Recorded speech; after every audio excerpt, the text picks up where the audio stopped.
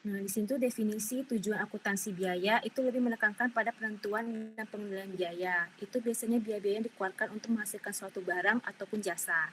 Nah, itu bagian dari akuntansi biaya. Beda dengan akuntansi keuangan, yang dimana akuntansi keuangan itu kan nilai akuntansi misalnya laporan keuangan secara keseluruhan. Sedangkan ini laporan khusus untuk biaya-biaya yang dikeluarkan dalam menghasilkan suatu barang atau jasa.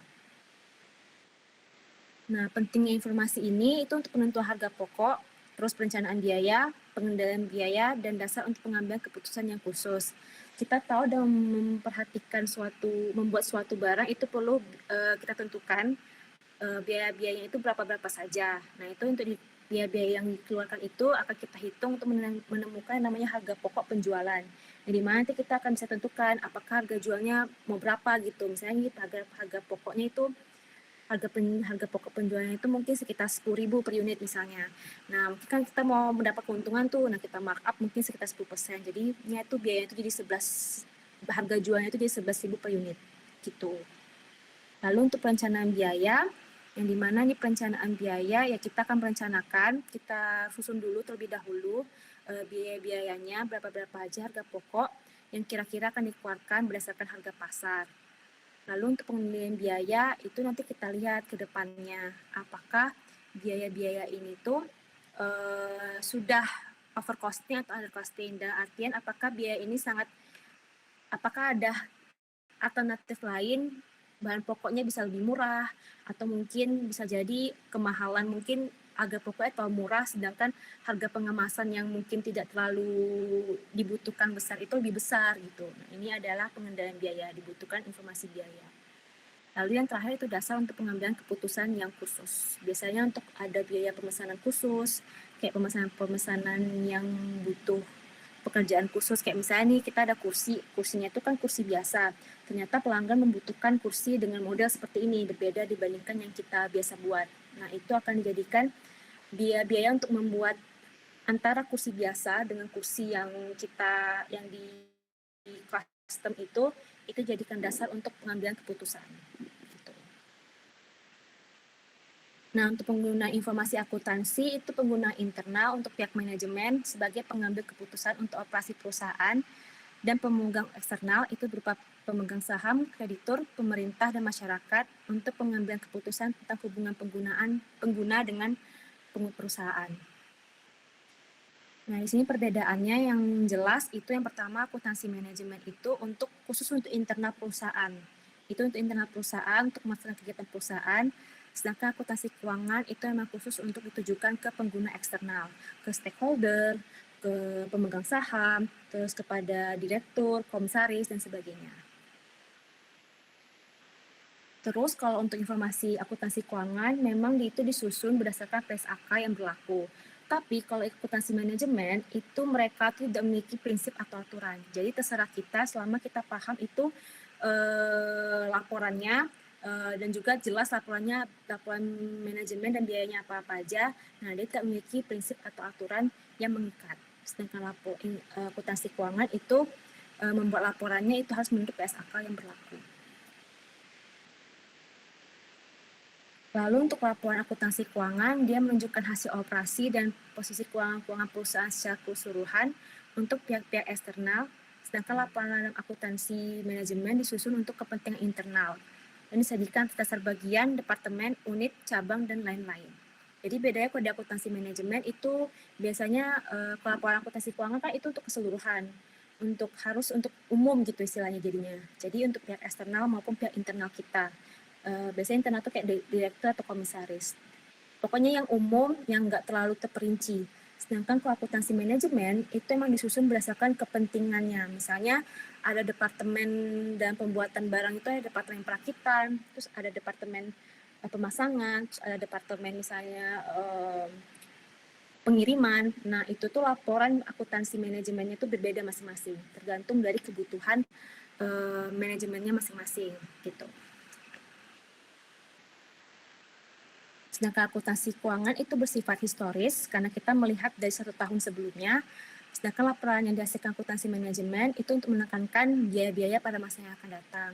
Tadi sebelumnya juga dijelaskan kalau akuntansi manajemen itu kita melihat nilai-nilainya itu kita lihat nih harga pasar, terus kita melihat lagi, oh ternyata ini bisa ditekankan harganya untuk jadinya harganya bisa lebih murah. Nah, itulah sebagai dasar untuk melihat masa depan, masa yang akan datang, apakah harga jual kita bisa lebih rendah atau lebih tinggi. Gitu. Kalau akuntansi keuangan mengasihkan informasi keuangan, sedangkan manajemen itu mengasihkan informasi keuangan dan juga informasi non-keuangan. Lalu untuk laporan keuangan itu disusun secara periodik, biasanya kalau akuntansi keuangan itu disajikan pada akhir tahun.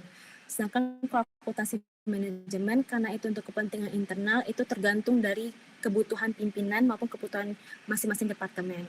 Misalnya mereka bisa buat jadwal bentuk harian, mingguan, atau bulanan, atau mungkin setidaknya tidak lebih dari satu gitu. Tergantung, karena kan melihat tren biaya gitu kan jadinya istilahnya gitu. Nah, mereka tidak menggunakan laporan itu dalam bentuk tahunan. Karena kalau laporan itu dalam bentuk tahunan, pasti akan terlewat, tidak bisa membaca tren biaya masing-masing departemen. Gitu. Oke, ini tidak. Pokoknya prinsip dalam akuntansi biaya, konsep biaya berbeda untuk tujuan yang berbeda. Lalu akuntansi biaya itu membantu manajemen untuk menentukan biaya yang seharusnya terjadi dalam menghasilkan satu unit produk, sejumlah produk, dan suatu tingkat kegiatan tertentu. Nah, akuntansi biaya ini memungkinkan dilakukannya analisis varian. Nah, akuntansi manajemen ini merupakan bagian dari akuntansi biaya. Saya lupa bilang itu, akuntansi manajemen itu merupakan bagian dari akuntansi biaya. Nah, ini misalnya tujuan akuntansi biaya itu yang pertama dia ada penentuan harga pokok, yang dimana harga pokok itu mereka akan melihat dulu biaya standar, itu biaya harga pasar, atau biaya sesungguhnya yang dikeluarkan, atau biaya pengganti, yang dimana biaya-biaya ini itu akan menjadi penentuan harga jual.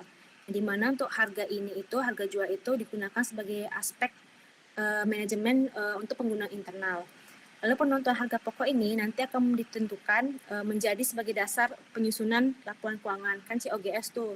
COGS tuh ada COGS sama harga HPP kan akan dimasukkan ke laporan masalah laporan laba rugi atau laporan posisi keuangan. Nah, itu tuh untuk aspek keuangan pengguna eksternal gitu. Nah, ini masing-masing untuk perencanaan biaya kita lihat dari harga biaya standar atau biaya dari harga pasar. Nah, ini tujuannya untuk penyusunan anggaran. Lalu ada pengendalian biaya, itu untuk rupanya untuk biaya sesungguhnya yang dikeluarkan. Nah, dari biaya sesungguhnya ini kita akan menghitung namanya analisis selisih.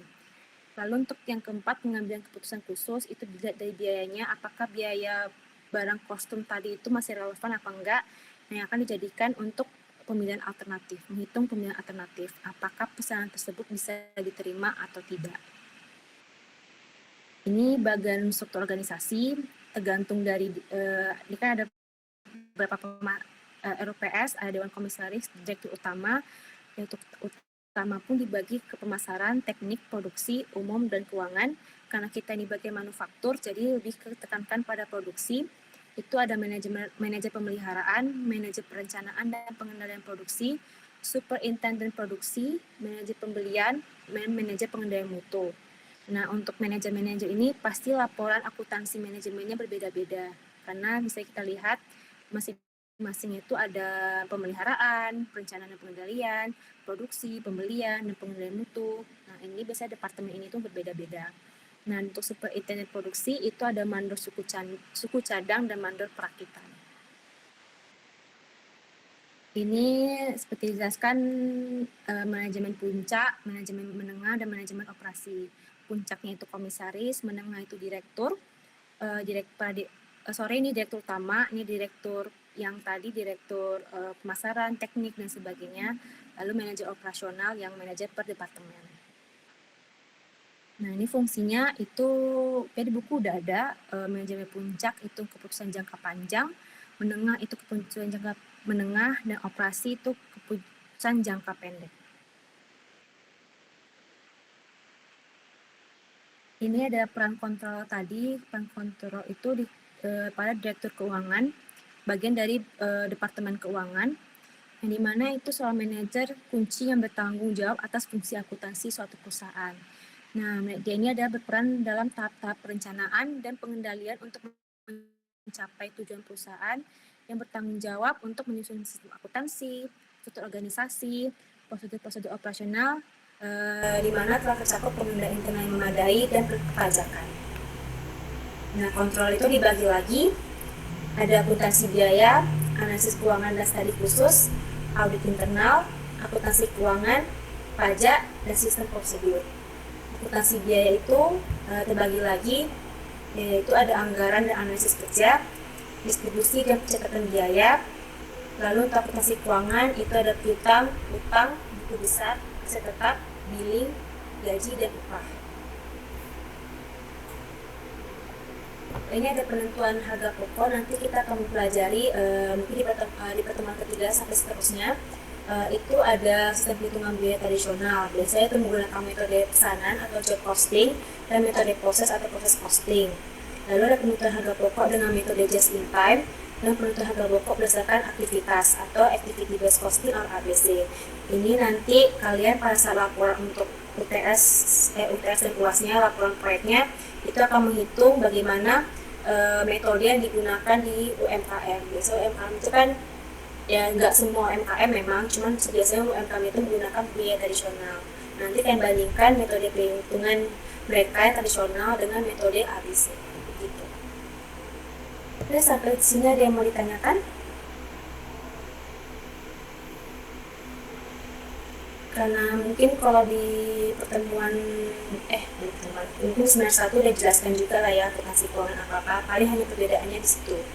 Akuntansi manajemen, akuntansi biaya itu hanya untuk digunakan oleh pihak internal dalam menentukan harga pokok, sedangkan akuntansi keuangan itu merupakan mengambil data-data harga pokoknya itu dari akuntansi manajemen. Jadi selaras satu sama lain, akuntansi biaya dan manajemen itu pasti akan bergerak secara bersamaan dan itu bersifat present, selalu ada. Sedangkan akuntansi keuangan nanti akan mengambil data-data penjualan, pembelian dan sebagainya itu dari akuntansi manajemen. Ini sampai sini ada yang mau ditanyakan?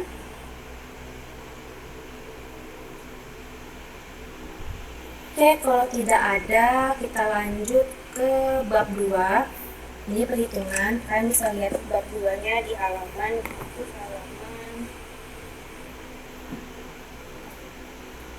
17. Ini nanti contohnya akan sedikit berbeda dengan yang di buku, karena yang di buku kita kan pakai edisi 6 ya, sedangkan yang di PPT saya berikan itu edisi 5. Paling mungkin beda cuma di angka perhitungannya aja. Bentar saya share screen lagi.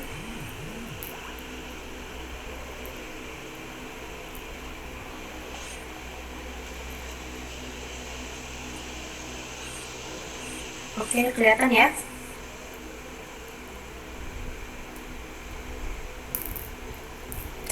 Oke, ini konsep biaya dan laporan keuangan. Di sini kita belajar mengenai pengertian biaya dan perbedaannya dengan beban, klasifikasi biaya, prosedur-prosedur dan siklus akuntansi biaya, dan penyajian laporan keuangan manufaktur, perusahaan manufaktur. Nah, ini pengertian biaya itu pengeluaran atau nilai pengorbanan untuk memperoleh barang atau jasa yang berguna untuk masa yang akan datang, mempunyai manfaat melebihi satu periode akuntansi tahunan, dan itu tercermin dari laporan posisi keuangan sebagai aset perusahaan. Contohnya itu misalnya PT Semesta Raya itu membeli mesin produksi seharga 100 juta rupiah, diperkirakan memiliki manfaat selama 5 tahun. Nah, ini kan dianggap sebagai aset karena mesinnya itu akan bermanfaat melebihi satu periode akuntansi tahunan. Ini juga dikatakan sebagai biaya karena dia itu mesin itu akan kita gunakan untuk membuat barang atau jasa yang kita buatkan. Misalnya ini mesin untuk membuat pakaian, misalnya mesin jahit lah misalnya yang besar. Nah, mesin ini kita beli itu dikategorikan sebagai biaya. Nah, nantinya mesin ini akan digunakan untuk membuat yang namanya baju, kain gitu. Nah, biaya ini secara proporsional akan dialokasikan selama masa manfaatnya dan diakui sebagai beban penyusutan sebesar 20 juta rupiah dalam periode akuntansi yang berjalan jika diasumsikan metode penyusutan yang digunakan adalah garis lurus. Nah, beda dengan beban ini, beban itu sama-sama biaya juga, namun bedanya kalau biaya itu dia akan kita gunakan untuk memperoleh membuat barang atau jasa yang akan bermanfaat pada kita di masa yang akan datang. Sedangkan beban ini itu telah memberikan manfaat atau expired cost. Misalnya di sini terjadi ada penurunan dalam aset, terus kenaikan dalam liabilitas, lalu sehubungan dengan penyerahan barang dan jasa untuk memperoleh pendapatan, dan pengeluaran itu memberi manfaat untuk tahun yang akan berjalan. Beda biaya itu tadi pengeluaran itu akan memberi manfaat di masa yang akan datang, sedangkan beban itu untuk memberikan manfaat di tahun yang berjalan. Contohnya itu misalnya sewa dibayar di muka, yang dimana sewa dibayar di muka itu kan kita bayar dulu nih, baru nanti sampai akhir sewa itu dianggap sebagai beban karena kita merasakannya itu pada saat waktu berjalan sampai akhir tanggal sewanya itu selesai gitu. Sewa dibayar di muka merupakan biaya dan disebutkan sebagai aset lancar dan laporan posisi keuangan. Apabila manfaat ini asuransi dibayar di muka, apabila manfaat dari asuransi dibayar di muka telah diterima atau habis, sama juga dengan sewa, karena berlalunya waktu, maka asuransi dibayar di muka akan menjadi beban asuransi. Kalau sudah dibayar di muka berarti akan menjadi beban sewa dan disajikan dalam laporan laba rugi. Bedanya di situ berarti biaya itu akan mendapatkan manfaat di masa yang akan datang, sedangkan sewa dibayar di muka itu akan mendapatkan manfaat itu di saat itu juga. Bedanya antara biaya dan beban di situ. Jadi sampai sini ada yang mau ditanyakan?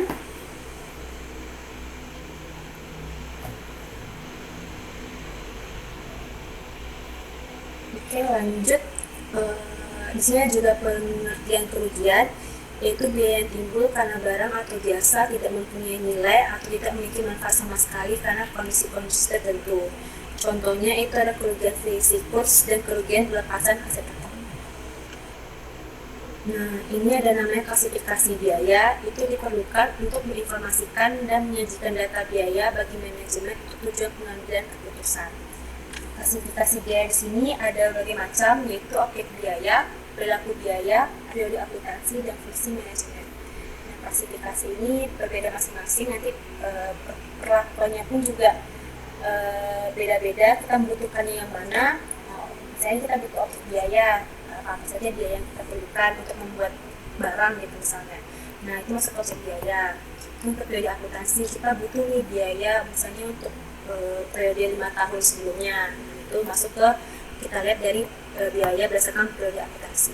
Jadi tergantung dari manajemennya masing-masing mau menggunakan biaya apa untuk mencari data pengambilan keputusan. Nah, untuk objek biaya itu dasar yang digunakan untuk melakukan perhitungan biaya. Biasanya itu contoh objek biaya yang sering digunakan oleh perusahaan manufaktur. Itu ada produk, ada jasa, ada proyek, pelanggan, merek, aktivitas, dan departemen. Nah, untuk biaya produksi itu biaya yang dikeluarkan untuk menghasilkan barang dan jasa. Biaya produksi itu ada biaya bahan baku langsung, biaya tenaga kerja langsung, dan biaya overhead pabrik. Kalau bahan baku langsung itu biasanya itu adalah biaya yang kita gunakan yang memang langsung tertuju untuk membuat produk tersebut. Jadi dapat ditelusuri secara mudah dan ekonomis ke objek biaya. Contohnya biaya baku langsung itu misalnya dalam pembuatan meja itu ada kursi, ada biaya pengolahan kayu. Nah, itu dia kan memang itu adalah biaya bahan baku utamanya, dan memang itulah biayanya itu dapat ditelusuri secara mudah, dan emang biaya itu yang dibutuhkan untuk yang paling utama dibutuhkan untuk membuat meja dan kursi. Nah, itu biaya bahan baku langsung. Lalu biaya baku tidak langsung itu semua bahan baku yang tidak dapat ditelusuri secara langsung dengan mudah dan ekonomis ke objek biaya. Contohnya itu biaya pembuatan meja dan kursi ada lem atau paku. Bedanya tadi meja itu dan kursi itu kan sama-sama biaya sama-sama dibuat dari kayu. Kita kelihatan tuh kalau membuat meja dan kursi membutuhkan kayu. Sedangkan pada saat pembuatan meja dan kursi itu kan tidak hanya menggunakan kayu, tetapi menggunakan berbagai macam barang, misalnya butuh pekat, butuh lem, atau butuh paku. Nah, itu tidak dapat ditelusuri, tidak dapat terlihat secara langsung. Nah, biaya bahan baku tidak langsung ini akan dikelompokkan ke biaya overhead pabrik atau biaya produksi tidak langsung. Begitu. Selanjutnya itu tenaga kerja langsung, itu biaya yang dikeluarkan untuk menggaji para karyawan-karyawan yang secara langsung turun dalam proses produksi pembuatan barang atau jasa. Contohnya itu misalnya upah dan gaji untuk operator mesin di pabrik. Karena mereka langsung yang terjun bekerja untuk membuat meja, mereka biaya mereka itu dianggap sebagai biaya tenaga kerja langsung.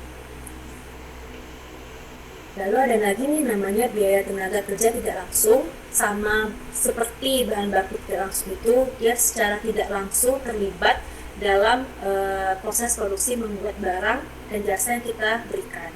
Contohnya itu adalah gaji atau upah untuk penjaga malam pabrik dan penyelia pabrik. Nah, kan penjaga malam pabrik itu kan dia memang tidak secara langsung turun ke lapangan, turun ke proses produksi pembuatan meja. Namun dia itu emang dibutuhkan dalam proses produksi karena untuk menjaga keamanan meja-meja dan kursi-kursi karena tidak dicuri gitu. Nah, itu tuh masuk ke biaya tenaga tidak langsung. Biaya bahan baku tidak langsung dan biaya tenaga kerja ini dikelompokkan ke dalam biaya overhead pabrik. Gitu. Next itu biaya overhead pabrik, itu adalah semua biaya untuk memproduksi suatu produk selain biaya bahan baku langsung dan biaya tenaga kerja langsung. Nah, tadi saya sebutkan juga biaya-biaya yang tidak dapat ditelusuri secara langsung, tidak dapat terlihat secara langsung, itu masuk ke dalam biaya overhead pabrik. Jadi ada juga, ada biaya produksi itu ada biaya bahan baku langsung, biaya tenaga kerja langsung, dan biaya overhead pabrik yang terdiri dari biaya bahan baku tidak langsung dan biaya tenaga kerja tidak langsung. Nah, ini tadi yang saya sebutkan bahan baku tidak langsung, tenaga kerja tidak langsung, dan ada biaya produksi yang tidak langsung lainnya.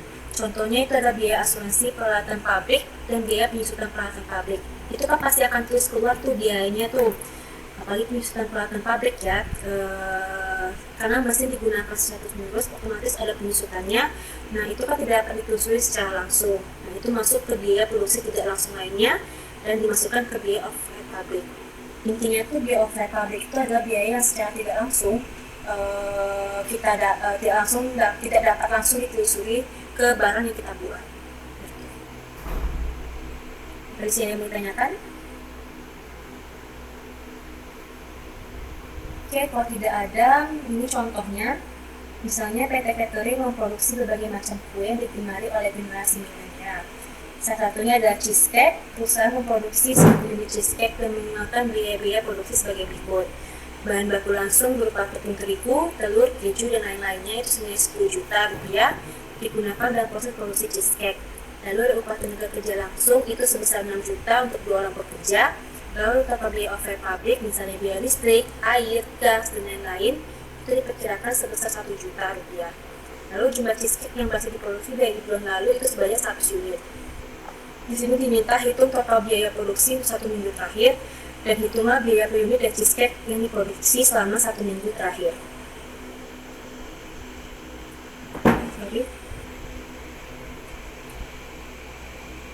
Nah, ini total biaya produksinya. Tadi kan biaya produksi itu ada 3, biaya bahan baku langsung, tenaga kerja langsung, dan overhead.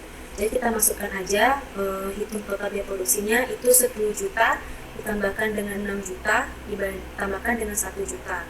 Maka hasilnya itu biaya produksi itu sebesar 17 juta. Nah, untuk biaya pertanyaan kedua itu biaya per unit dari cheesecake-nya itu kita bagikan dengan jumlah cheesecake yang berhasil diproduksi, yaitu sebesar 100 unit. Maka 17 juta dibagikan dengan 100 unit, maka dapat hasilnya 170.000 per unit. Itu untuk perhitungannya. Oke, lalu ada di dalam biaya produksi tadi, ada yang namanya biaya utama dan biaya konversi. Di mana ini biaya utama itu adalah biaya bahan baku langsung ditambahkan dengan biaya tenaga kerja langsung, itu biaya utama, sedangkan biaya konversi itu adalah total dari biaya tenaga kerja langsung dengan biaya overhead pabrik. Contohnya ini PT Jakarta Jeans memproduksi pakaian berbahan denim. Bulan lalu bahan baku langsung yang dikeluarkan untuk kegiatan produksi tersebut adalah sebesar 124 juta. Upah untuk tenaga kerja langsung di bulan lalu sebesar 36 juta. Biaya overhead pabrik bulan lalu adalah sebesar 86 juta. Pakaian denim yang berhasil diproduksi pada bulan lalu sebanyak 1.000 unit. Itu diminta total biaya utama per unit, biaya konversi per unit, dan biaya produksi pakaian denim di bulan lalu. Jadi di sini kita hitung dulu biaya utamanya. Tadi biaya bahan baku langsung ditambah tenaga kerja langsung. Di sini biaya bahan baku langsungnya itu sebesar 124 juta, ditambahkan dengan upah tenaga kerja langsung itu 36 juta, maka dapatlah hasilnya itu biaya utamanya 160 juta. Kemudian diminta biaya utama per unitnya, itu langsung dibagikan dengan total produksinya itu 1000 unit. Maka 160 juta dibagikan dengan 1000, maka dapatlah biaya utama per unitnya itu 160 juta. 160 ribu rupiah. Lalu biaya konversi itu tadi biaya overhead pabrik ditambah dengan biaya tenaga kerja langsung. Maka kita tambahkan aja langsung upah tenaga kerja langsungnya itu 36 juta, biaya overhead pabriknya itu 86 juta. Maka dapatlah hasilnya itu 122 juta. Lalu dia minta dibagi total biaya konversi per unitnya, itu langsung dibagi aja 1000 unit, maka dapatlah hasilnya 122.000 per unit. Misalnya ya, saya 122.000 per unit. Lalu pertanyaan selanjutnya itu total biaya produksi pakaian denim di bulan lalu. Ya udah, kita tambahkan aja total biaya bahan baku langsung ditambah total biaya tenaga kerja langsung ditambah total biaya overhead pabrik.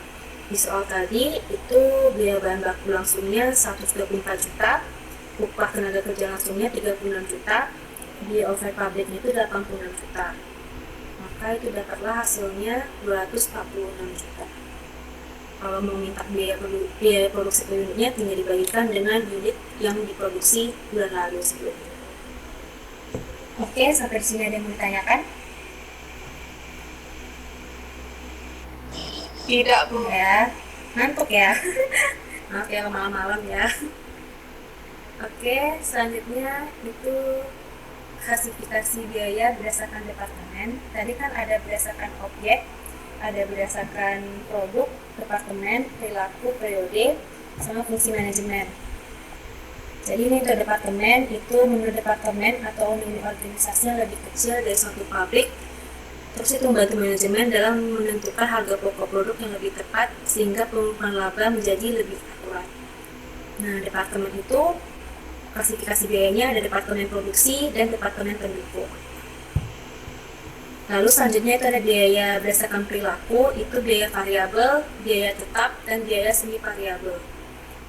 Kalau biaya variabel itu biaya totalnya berubah secara langsung seiring dengan adanya perusahaan pada tingkat aktivitas atau volume, baik volume produksi ataupun volume penjualan, tetapi nilai realnya tidaklah berubah. Contohnya itu misalnya biaya bahan baku langsung, biaya tenaga kerja langsung, beberapa elemen dalam biaya overhead pabrik, dan biaya penjualan. Misalnya biaya baku langsung itu kan tergantung dari seberapa banyak kita memproduksi barang tersebut. Nah, itu kan tidak bisa kita tetapkan secara tetapkan harganya, kita memproduksi 1000, mungkin kita produksi 1000 terus kan gitu. Bisa jadi kita produksi 1200 atau produksi 8000 atau produksi 6000. Nah, itu kan biayanya berubah-ubah. Nah, itu dinamakan biaya variabel. Sama tenaga kerja langsung misalnya kan beda tuh upah untuk mengerjakan 1000 baju dan upah untuk mengerjakan 800 unit baju itu kan berbeda. Itu akan selalu berubah tergantung dari kebutuhan pesanan. Nah, karena sifat berubah-ubah inilah disebutkan dengan namanya biaya variabel. Nah, ini contohnya misalnya biaya sepeda per unit. Nah, misalnya kita butuh sepeda A ada 100 unit, kita memproduksi 200 unit, 500 unit, dan 1000 unit. Biaya ban per sepeda, biaya ban yang diperlukan per sepedanya itu sama 50.000. Nah, total biaya ban sepedanya itu ada yang 5 juta untuk 100 unit, 10 juta untuk 200 unit, 25 juta untuk 500 unit, dan 50 juta untuk 1000 unit. Jadi berat kata total biaya ini kan berubah-ubah seiring dengan beberapa unit yang kita produksi gitu. Nah, ini contoh untuk biaya variabel. Oke. Sedangkan biaya tetap itu yang akan selalu tetap dikeluarkan sama kita walaupun tingkat aktivitas atau volumenya itu berbeda-beda. Contohnya itu misalnya biaya penyusutan peralatan pabrik dan beban sewa bangunan pabrik. Kan biaya penyusutan itu kan selalu sama tuh. Misalnya tadi 10 juta kan, 10 juta untuk 5 tahun kan berarti kalau garis lurus kan itu 2 juta per tahunnya, dan akan selalu seperti itu penyusutannya. Tidak akan berubah walaupun aktivitas peralatan pabrik itu banyak ataupun mungkin kecil, mungkin selama setahun itu tetap biaya penyusutannya itu sebesar 2 juta. Itu dikatakan dengan biaya total.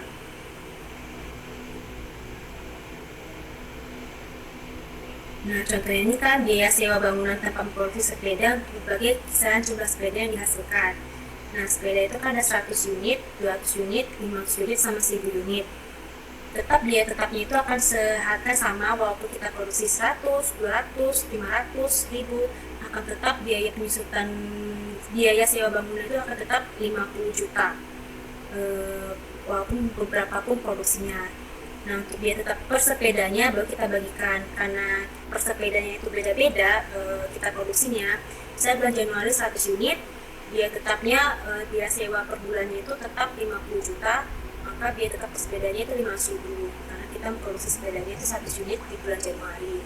Di bulan Februari itu biaya kita memproduksi rupanya 200 unit, sedangkan tetap biaya sewa bangunannya itu tetap per bulan 50 juta. Maka biaya tetap per sepedanya itu 50 juta dibagi 200 berkelar 250 rupiah per sepeda, dan begitu seterusnya. Biaya ini akan selalu tetap tidak akan berubah-ubah walaupun aktivitasnya itu berbeda-beda setiap bulannya. Jadi bentuknya seperti ini. Yang tadi kan biaya variabel kan berbeda-beda tuh, misalnya setiap bulan tuh kan karena bisa naik bisa turun. Jadi kebetulan kita karena unitnya selalu naik, dia akan selalu naik. Sedangkan untuk biaya tetap itu akan selalu konsisten walaupun produksi barangnya itu semakin meningkat atau semakin menurun. Lalu ini biaya semi variabel, itu biaya yang memiliki unsur biaya tetap dan unsur biaya variabel. Contohnya itu biaya listrik dan biaya telepon. Kayak biaya listrik kan kita sewa, misalnya kita menggunakan mesin tuh membutuhkan listrik. Nah, kalau misalnya kita memproduksi hanya 100 unit, otomatis listriknya lebih rendah. Sedangkan kalau kita memproduksi misalnya 200 unit, otomatis kita membutuhkan listrik yang lebih besar. Nah, itu semi variabel. Ya itu biaya variabelnya, tapi ada juga biaya tetapnya. Misalnya kan kita tuh kalau listrik itu kan kita bayar per bulannya itu kan selalu sama, misalnya tuh ya sebesar 10 juta. Cuma rupanya dibutuhkan ada pesanan khusus nih selama mungkin di bulan Februari itu sama bulan Januari itu sama. Cuma rupanya di bulan Februari ada tambahan, itu rupanya ada pesanan khusus misalnya gitu yang membutuhkan kerja mesin lebih banyak. Nah, itu ada biaya variabelnya. Jadi semi variabel ini itu sama-sama gabungan antara biaya variabel dan biaya tetap. Contohnya tuh misalnya ini, PT ABC menggunakan listrik untuk menerangi dan menjalankan mesin produksinya. Berikut ini adalah perkiraan biaya listrik perusahaan di bulan Juni dengan berbagai skenario pemakaian KWH. Berikut ini adalah tabel yang memperlihatkan biaya sewa bangunan tempat memproduksi sepeda untuk berbagai kisaran jumlah sepeda yang dihasilkan. Misalnya biaya bulanannya yang tadi listrik itu biaya bulanan itu 100.000 rupiah. Nah, perkiraan pemakaiannya itu rupanya selama produksi barang itu sekitar 100 kWh. Sedangkan tarif listrik per kWh itu adalah sebesar sama 1.100. Maka perkiraan jumlah biaya listriknya itu biaya bulanan ditambahkan dengan biaya tambahan dari perkiraan pemakaian ini 100 dikalikan dengan 1.100, maka dapat hasilnya 210.000 per bulan. Bulan awal, ini bulan pertama. Kemudian di bulan kedua juga seperti itu, rupanya ada perkiraan pemakaian tambahan itu 200 kWh, tarifnya tetap sama, untuk kWh nya itu 1.100, maka 100.000 ditambahkan dengan 200 dikali 1.100, maka dapat totalnya antara ini sama total kalian ini dapat hasilnya 320.000 untuk bulan kedua, dan begitu seterusnya. Oke, ini contohnya juga ada lagi untuk perhitungan biaya tetap dan variabel. Misalnya PT Permata Raya memproduksi mainan edukasi anak Toya. Untuk tahun 2018, perusahaan memiliki berbagai perkiraan tentang jumlah Toya yang akan diproduksi. Untuk perkiraan jumlah produksi rencana pertama itu sebesar 10.000 unit. Ini juga perkiraan jumlah produksi rencana pertama itu 8.000 unit. Biaya tetap produksinya itu 150 juta. Biaya variabel produksi per unitnya itu sebesar 10.000. Nah, variabel ini pasti per unit ya, karena memang tergantung dari berapa unit yang kita produksi. Biaya tetap produksi dikeluarkan untuk menghitung produksi nol, tetap itu 10.000 per unit. Jadi misalnya produksinya itu walaupun dia produksinya itu cuma 0, tidak ada, tetap biaya tetapnya itu adalah sebesar 10.000 unit over. Ini ada biaya tetap produksi dikeluarkan untuk produksi 0 sampai 10.000 unit Toya. Di sini diminta hitunglah total biaya produksi untuk rencana 10.000 unit Toya yang diproduksi. Lalu yang kedua, hitunglah biaya produksi per unit jika 10.000 unit Toya diproduksi. Hitunglah total biaya produksi untuk rencana 8.000 unit Toya yang diproduksi. Lalu hitunglah biaya produksi per unit jika 8.000 unit Toya diproduksi, dan biaya per unit manakah lebih rendah antara 10.000 unit dan 8.000 unit. Nah, kita hitung dulu total biaya produksi untuk rencana 10.000 unit Toya. Jadi kan disebutkan biaya produksi itu untuk memproduksi antara 0 sampai dengan 10.000 unit Toya. Jadi kita hitung dulu biaya tetap produksi akan tetap itu sebesar 150 juta, akan tetap keluarnya seperti itu walaupun dia memproduksi sebesar 10.000 unit.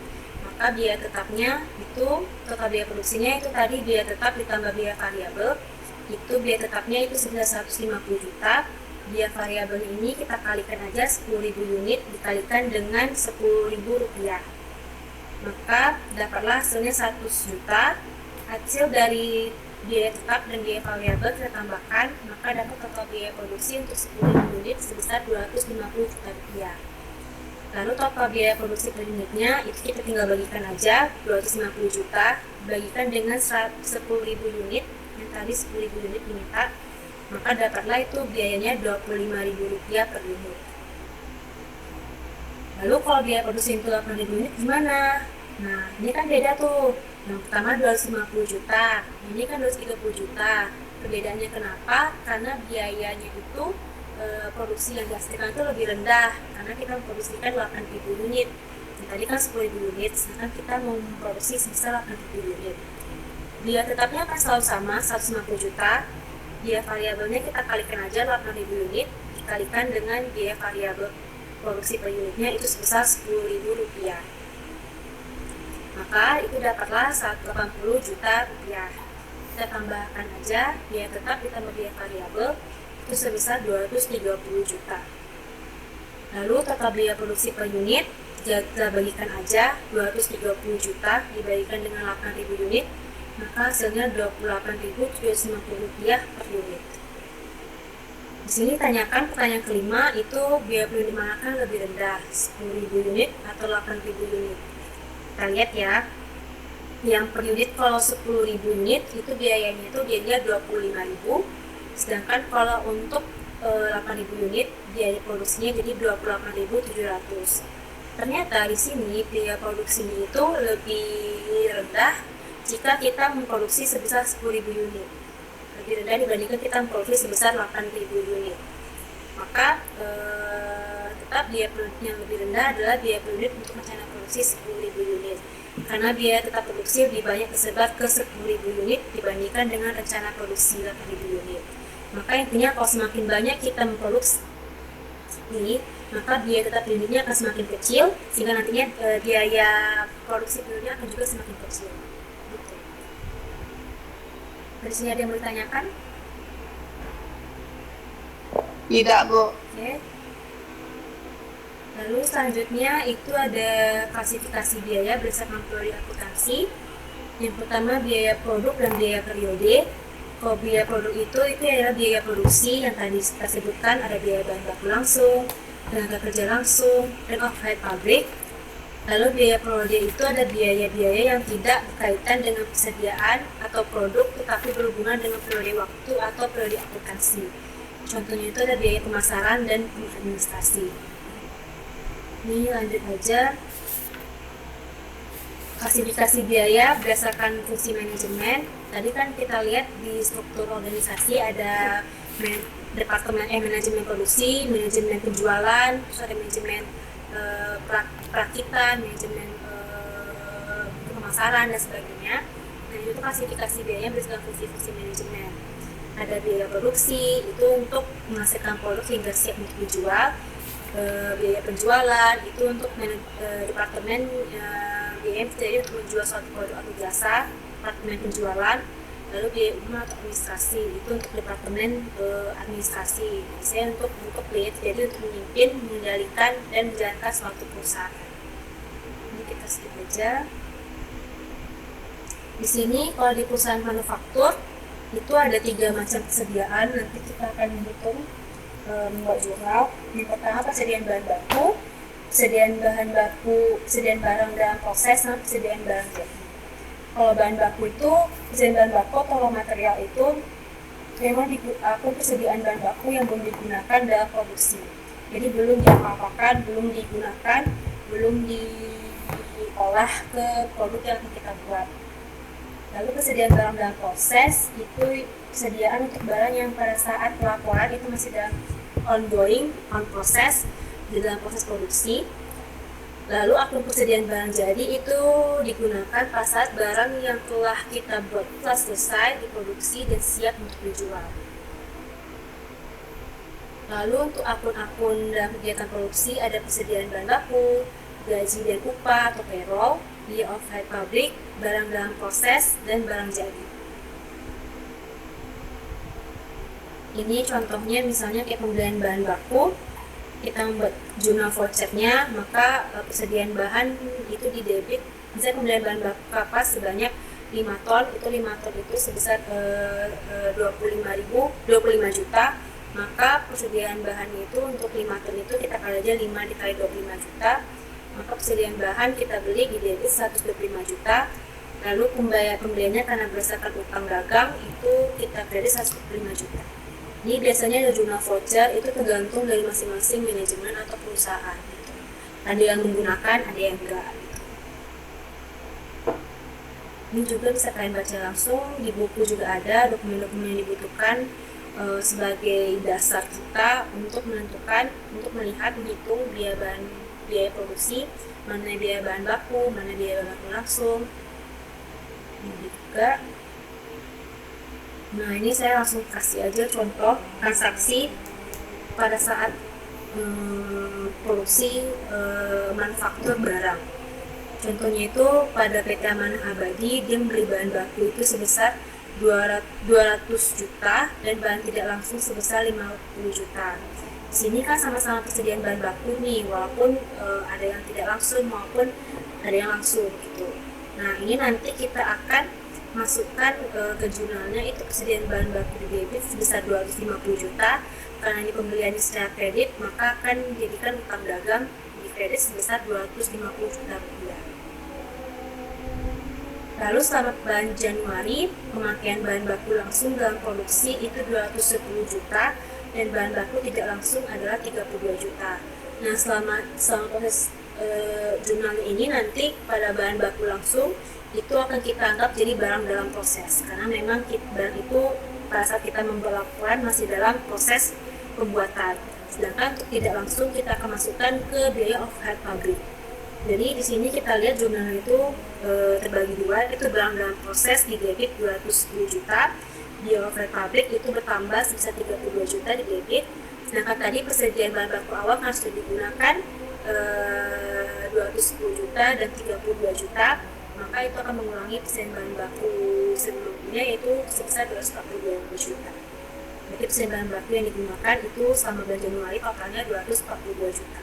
Itu akan dikredit nantinya.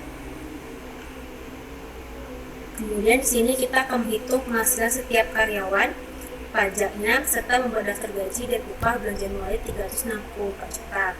Untuk ilustrasi ini hanya digunakan satu tarif pajak yaitu 15% tanpa penghasilan tidak kena pajak atau PTKP.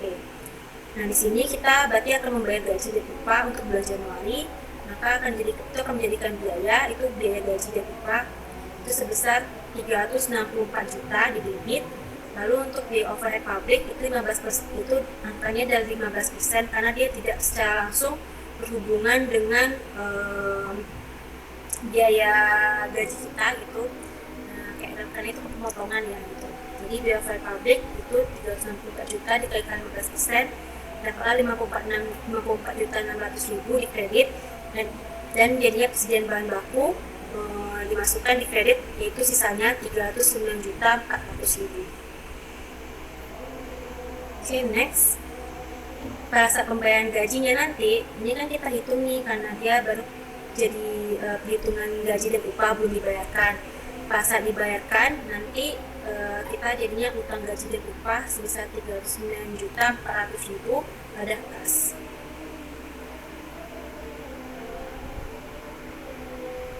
Nah, ini distribusi yang tadi mendistribusikan biaya tenaga kerja, langsung, tidak langsung, dengan penjualan dan administrasi, jadi dimasukkan ke jurnal ini, jadikan utang gaji dan upah. Tenaga kerja langsung itu 218 juta 400 ribu masuk ke barang dalam proses, biaya overhead pabrik tidak langsung masuk ke biaya overhead pabrik itu 54 juta 600 ribu. Lalu beban penjualan administrasi itu kita pisahkan jurnalnya, nggak masuk ke dalam proses maupun overhead pabrik, itu nanti di debit, di kreditnya itu 364 juta. Nah, di sini ada pengeluaran atas biaya produksi langsung seperti biaya penyusutan, asuransi dibayar di muka, air listrik, telepon selama bulan Januari, dan biaya overhead pabrik lainnya itu selama bulan Januari. Karena ini biaya-biaya yang produksi secara tidak langsung, otomatis dia akan masuk ke biaya overhead pabrik, yaitu biaya overhead pabrik bertambah 68 juta 800 ribu. Akumulasi penyusutan itu di kredit 21 juta, dia dibayar di muka 800 ribu, biaya masih harus dibayar itu 10 juta 200 ribu, dan kas itu 36 juta 800 ribu. Ternyata biaya overhead pabrik yang terjadi selama bulan Januari itu secara tunai adalah sekitar 13 juta 400 ribu. Nah, di sini kita akan membuat jurnalnya biaya overhead pabrik itu di debit 13 juta 400 ribu, kasnya itu 13 juta 400 ribu di kredit. Kemudian kita menerima pembayaran dari pelanggan sebesar 310 juta rupiah, maka pembayaran itu kas debit 310 juta dan piutang dagang itu di kredit 310 juta. Ini sisanya mungkin bisa kalian baca di buku untuk jurnal-jurnalnya.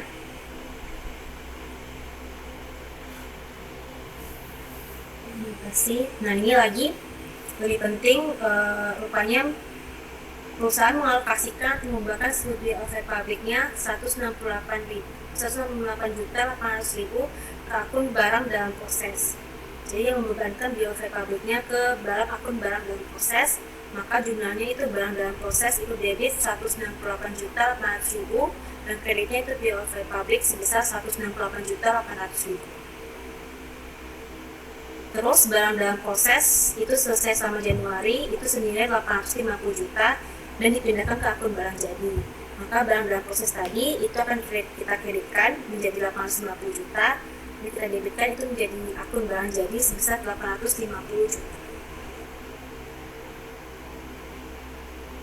Di sini ada penjualan, misalnya selama bulan Januari itu sebesar 860 juta, yang dimana 40%-nya itu merupakan penjualan tunai dengan COGS-nya bahan pokok penjualan itu adalah sebesar 720 juta.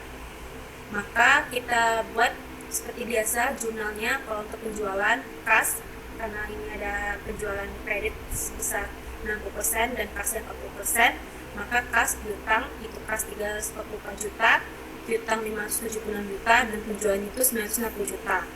Lalu untuk jurnal untuk membebankan beban pokok penjualan itu sebesar 720 juta, lalu dikreditkan ke barang jadi itu sebesar 720 juta. Ini buku besarnya. untuk masing-masing akun yang sudah kita bahas di sini.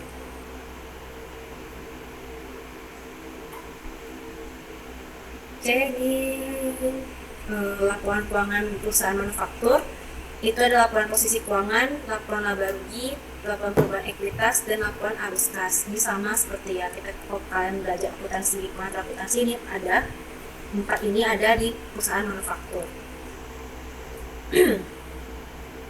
Di sini untuk menghitung biaya pemakaian bahan baku, misalnya ini persediaan bahan baku di 1 Januari 2018 ternyata ada sebesar 208.400.000. Ditambah pembelian bahan baku bulan Januari 2018 selama Januari 2018 itu sebesar 250 juta. Lalu berarti kita tambahkan berarti bahan baku yang siap untuk dipakai untuk produksi itu sebesar 458.400.000. Lalu nanti akan dikurangi, rupanya selama bulan Januari ada bahan baku yang tidak langsung dipakai itu sebesar 32 juta. Dan persediaan bahan baku itu di akhir 31 Januari 2018 sebesar 216.400.000.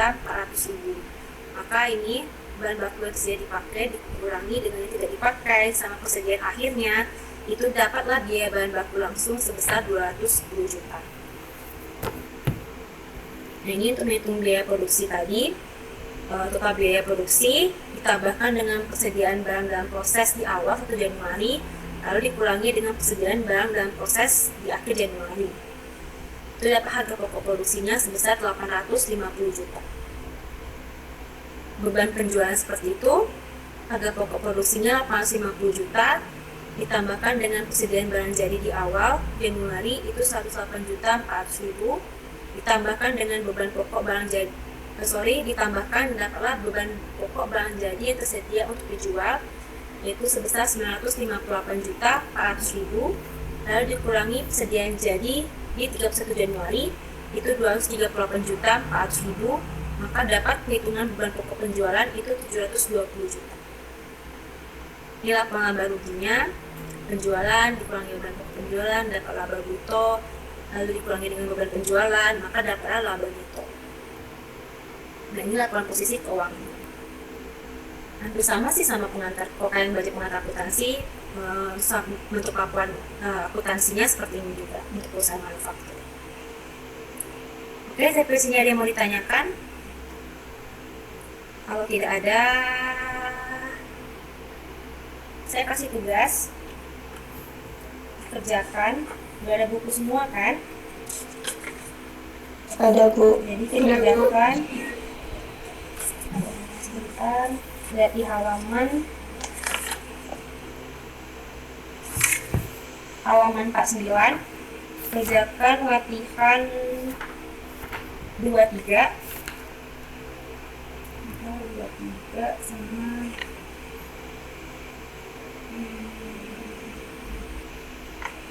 ini aja 21 dan 23 karena ada mengklasifikasikan biaya sama perhitungan biaya utama produksi dan konversi. Sebenarnya itu HPP, harga pokok produksi. Dikumpul, kalian jam 9 siap nggak? Kalian masuk kuliah ya besok pagi ya? Ada kuliah? Ada ya.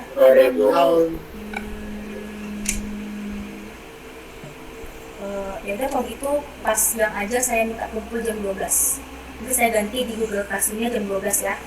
Jadi mohon dikumpulkan jam 12 on time. Nanti absennya saya lihat dari situ siapa yang mengumpulkan tugas. Oke? Jadi terus minggu depan kan kita Senin puasa. Kan libur tuh Januari ya, kalau nggak salah. Jadi kita masuk lagi Rabu malam, nggak apa-apa. Tapi kita lihat dulu apakah kita minggu itu libur sebelum puasa apa enggak. Kalau nggak libur kita masuk Rabu malam, apa nggak apa-apa? Apa ya? Minta ketua kelas tolong atau kalian masing-masing minggu depan itu sudah ada grup yang saya minta 10 grup ya, masing-masing 3 atau 4 orang untuk proyek UTS dan UAS kalian. Oke? Oke, Bu. Oke, masih ada yang mau ditanyakan? Soal tugas juga ada yang ditanyakan? Ini kan di buku. Sorry nggak kedengeran? izin Bu untuk tesnya kalau ditulis ulang Bu. Nggak terlalu jelas, sorry. So, kalau apa?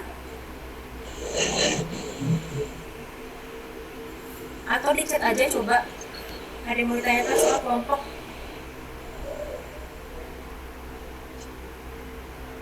Coba dimasukin ke ini aja, chat room aja. Atau coba tanya di grup aja ya, kalau ada yang mau ditanyakan. Kelompoknya saya kalian aja yang tentukan, terserah kalian aja. Yang jelas 3 atau 4 orang semua udah ada. Karena kan kita masa ada 38 dari 37. Kalau soal nggak perlu kerjakan di double folio juga boleh, dikerjakan di binder juga boleh. Yang penting pada saat di-scan uploadnya itu jelas, gitu aja sih. Tulis nama sama nimnya.